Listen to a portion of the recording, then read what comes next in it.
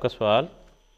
जी, मेरा सवाल ये है कि मेरे सुनने में कई दफ़ा आया है कि रमज़ान में कि जब रोज़े के वक्त पे रोज़ा खोलते हैं तो ऑड नंबर के साथ खोलना चाहिए, यानी कि 1, 3 या 5 खजूरों के साथ खोलना चाहिए।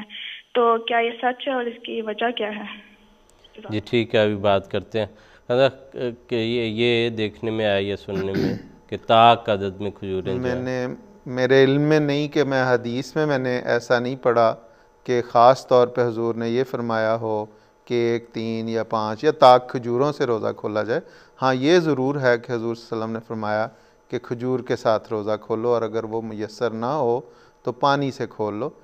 अलबत्ता दूसरी अहादीस में ये आन सल्लम ने फरमाया है कि चूँकि अल्लाह ताला यकता है, इसलिए वो एक को पसंद करता है या ताक को पसंद करता है। तो उस हवाले से पिछले प्रोग्राम में भी बात हुई थी कि अगर वो 1, 2, 3, 5 खजूरें इस्तेमाल कर ली जाएं तो वो इस हवाले से हज़ूर सल्लल्लाहु अलैहि वसल्लम के इस इरशाद के ताबे एक और बरकत का बायस हो सकती है, मज़ीद बरकत का बायस हो सकती है।